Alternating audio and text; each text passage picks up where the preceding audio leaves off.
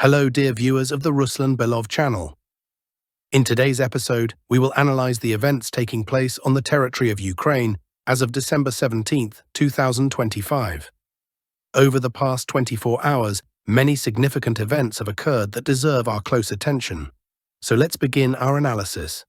Let's track the further development of the situation and move to the analysis of the line of combat clashes to examine what changes have occurred over the past 24 hours. Our review will open with the Zaporizhzhia front sector, where Russian troops are conducting an active Zaporizhzhia offensive. Over the past day, several noteworthy video recordings were distributed from this section.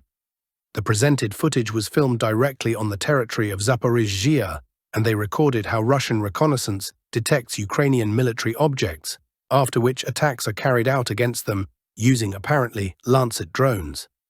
In addition, data is coming in about a significant improvement in the positions of Russian military formations in the area of the settlement of Stepnogorsk, from where they advanced in the direction of the village of Lukyanovskoye. The Ukrainian side published extensive video content demonstrating military operations in this section, where you can see a series of FPV drone attacks on Russian positions, with one of the strikes delivered precisely at this coordinate. Based on the objective control data, as well as previously received reports, a correction was made north and east of Kamenskoye, or east of Stepnogorsk. As we noted in previous episodes, at this moment the Russian armed forces are focused on breaking through the system of fortified points, both in the direction of Lukyanovskoye and subsequently toward the settlement of Orekov. We move to the eastern Zaporizhzhia direction, from where updates and important information are also coming in. The map of the Huliaipol area has undergone further modifications. This is how the situation looked on December 15, 2025. This was probably one of the last moments when Russian forces occupied only the eastern bank of the Geopolitical River. However, starting from December 16th, intensive offensive began already on the Ukrainian side of the water artery. At the current moment, information has been received that approximately 60% of the territory of Huliaipol is under the firm and full control of the Russian army, while Ukrainian troops hold no more than 40%. Consequently, combat clashes here do not cease, while the intensity and speed of the Russian offensive continue to increase. In the northern sector, in the area of the R85 highway, as well as along the Geopolitical River, Russian units also continue offensive actions. The Russian Ministry of Defense announced the complete transfer of the settlement of Gerasimovka under the control of the Russian armed forces. Based on video materials distributed by the Vostok group of forces, as well as the official statement of the Ministry of Defense, a corresponding correction of the map was made. Let me remind you that 72 hours ago, the Russian army, according to multiple sources, made progress in the area of the village of Peshanoye, and several days later, on December 17th, Russian troops also advanced in the area of Gerasimovka. Thus, according to individual information channels and analytical resources, the Russian army has possibly already established control over two settlements on the Ukrainian side of the Geopolitical River. The situation here is extremely tense, and the formation of a bridgehead north of the main line of fortifications of the Ukrainian armed forces is observed, that very so-called Zaporizhzhia defensive wall. From this bridgehead, provided it expands, Russian troops will be able to advance both westward and in the direction of the settlement of Ternovatoye, and then gradually advance south to such villages as Petrikovka and Vozdvizhenka. Naturally, Russian units from the Huliaipol side may begin moving to meet them. Such tactical maneuvers may give the Russian army the opportunity to completely destroy the entire Zaporizhzhia defensive system, which will lead to the final phase of the offensive in the direction of the Dnieper and the city of Orekov. Next, we will move to the Pokrovsk front section. From this direction, several geolocations have been received, predominantly published by the Ukrainian side and mainly confirming the current position of the front. One of the FPV drone attacks was carried out on positions in the area of the settlement of Grishino. These frames indicate the presence of Russian units on the territory of this village. The following video recordings were obtained from the area of the railway section between Pokrovsk and Kotlino. Another video material records the presence of Russian troops in the area of the T0406 road. Also, one of the attacks hit the Zaporozhsky farmstead, located north of Pokrovsk. Consequently, these materials do not make changes to the map, but confirm the fact of Russian control over the territory between Grishino, Rodinskoye and Myrnohrad, which once again indicates the probable complete encirclement of Myrnohrad. As for Myrnohrad, some cartographers today are making corrections on the territory of the remains of the city, and approximately 10 to 15% of the settlement remains under Ukrainian control. Certain pro-Russian information channels report that already from today, there is no unified defense system on the territory of Myrnohrad, and all this news indicates that within the next 2 to 3 days, Myrnohrad may completely come under the control of the Russian armed forces. Significant footage came today from the Dobropilya front section. In this direction, there is a minor correction. Ukrainian sources published the following video materials. We will not demonstrate this video recording, however. In these frames, one could see how Russian units concentrate their forces in the area of the mentioned road with the aim of conducting subsequent assault operations in the northwestern direction. At the moment, there is no information about the results of this attack, but there is a high probability that within the next few days, the territory between the villages of Volnoye and Novoshakovo will be corrected on maps. Then we will move in the direction of Konstantinovka. From this section, literally a few news items came today, the main ones of which are related to combat operations in the area of the settlements of Bereztok, the N20 highway, as well as the Klebenbeek reservoir. From this direction, a significant amount of information is coming from various analysts, and they are all related to the fact that Russian units are gradually trying to concentrate their forces north of Alexandra Kalinovo, west of the village of Ivanopoli, as well as south of the settlement of Stepanovka. At the present time, the accumulation of forces is occurring actually along these three vectors, three, so to speak, directions. Probably in the near future, intensive assault operations will begin here. On the Seversk direction, the Russian army continues its western offensive in the direction of the settlement of Slavyansk. The main corrections today are coming from the territory between the villages of Kuzminovka and Pazenyo. This is how the map was corrected over the past day. This information was mainly confirmed and provided by pro-Russian sources. In this section, there are several video materials where one can observe how Russian units deliver strikes using multiple rocket launcher systems on Ukrainian positions. In this section, the offensive is developing in the direction of an extensive forest area located between the settlements of Nikiforovka and Reznikovka. On the Lyman front section, military operations continue for the settlements of Dibrova and Ozonoye. Several video recordings are coming from the territory of the village of Ozonoye, more precisely from the territory of Donetsk Street. In these frames, one can observe a series of strikes on Russian positions on the territory of this fortified point. Based on these objective control frames, a correction of the map was made. Now there are sufficient grounds to believe that this strongpoint has completely come under the control of the Russian armed forces. On the Borovskoye section, no changes have been recorded yet. Let me remind you that over the past day, we repeatedly discussed the probable offensive of Russian units in the direction of the Oskol River, between the settlements of Korovye Yar, as well as Yarovaya and Sviatogorsk. Today there is no more news that could confirm the advance. Also, information is coming in about continuing combat operations for the settlement of Boguslavka. There are several video recordings that confirm some partial encirclement of the Ukrainian garrison. In these frames, you can see how the Ukrainian side is trying to leave Boguslavka in the direction of the village of Borovaya. However, the equipment no longer has the opportunity to break out of the probable operational encirclement. On the Kupyansk front section, combat clashes continue. Today there is a small correction based on video materials published by the Russian side.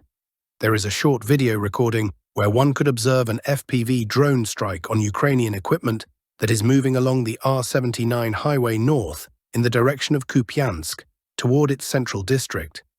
These frames confirm the probable confident control of the Ukrainian army over the southern part of this settlement. Combat operations in this direction do not cease. We are awaiting additional information. Perhaps in the near future, we will also make corrections. Now let's analyze the situation on the political arena. In the European Union, disputes continue around the confiscation of Russian assets from the Belgian depository Euroclear. Belgium itself is against this, However, the European Commission is trying to convince it to change its position. For what reason is Belgium so actively defending Russian assets? The reason here is not in support of Moscow and not in ethical considerations. Belgium, like the European Central Bank and a number of other states, opposes the seizure of Russian assets for purely financial reasons. The reason is that the Eurozone faces economic collapse if the irreparable happens. At the moment, Belgium is resisting the proposals of European officials.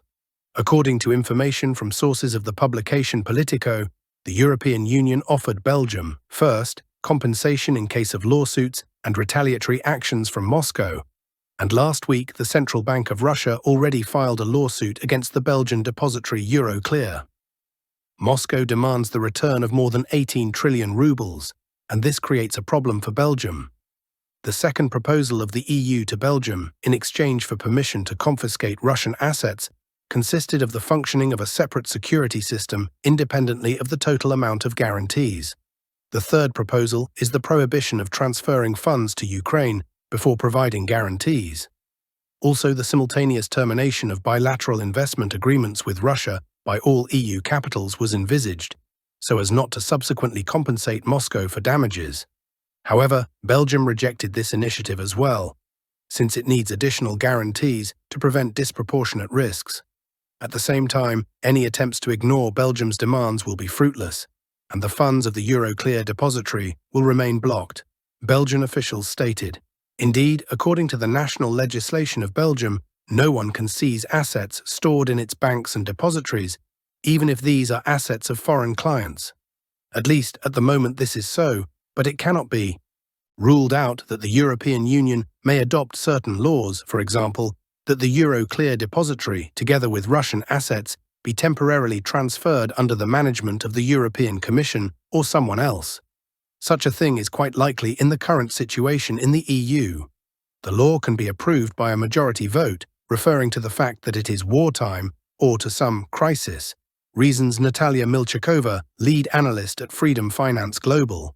In her opinion, Belgium apparently does not fear such a scenario of events, because if this happens, then either Belgium itself or other EU states that have an opinion different from the opinion of Ursula von der Leyen, Kaja Kallas and other European officials may simply hold referendums on leaving the EU.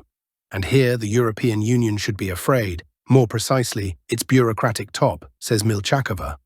Belgium and the ECB supporting it have quite pragmatic fears concerning the economic consequences after the expropriation of Russian assets, which will be difficult to call legal in the eyes of the global business community.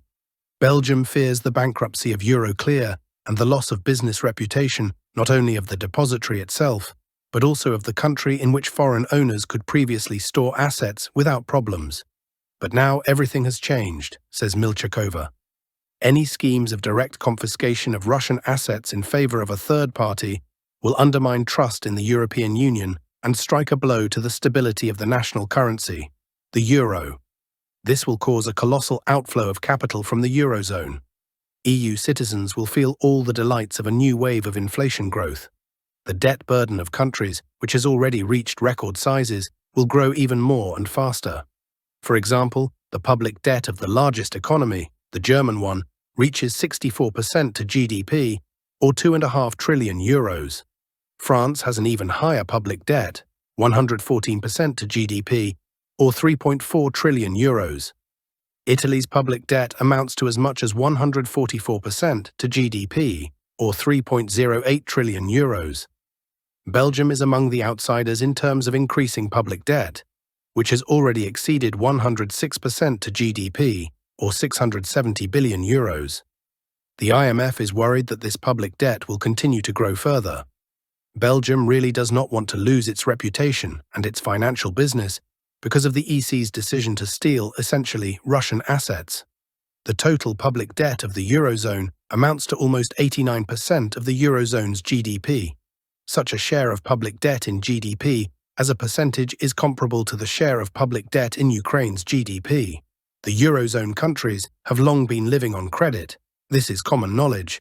And Greece's debt, for example, is almost 4 times the country's GDP, says Milchakova.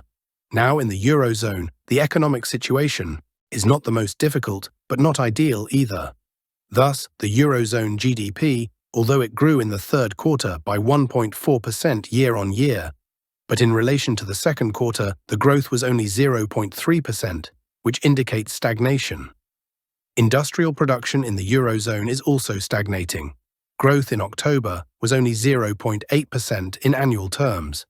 Moreover, even this weak growth was mainly provided by growth in the EU defense industry by approximately 2% in annual terms. Other sectors are not feeling their best, says Milchakova. Thus, the legendary Volkswagen closed its historic automobile plant in Dresden the other day. The chemical industry has long been fleeing from the European continent to Asia or North America, where energy resources are cheaper, the expert adds. Annual inflation in the Eurozone accelerated to 2.2% in November, and now the ECB is forced to take measures to tighten monetary policy. And this means that the Eurozone industry will continue to have problems with growth at high interest rates. If the EC confiscates Russian assets, then the economic problems of the region will scale up.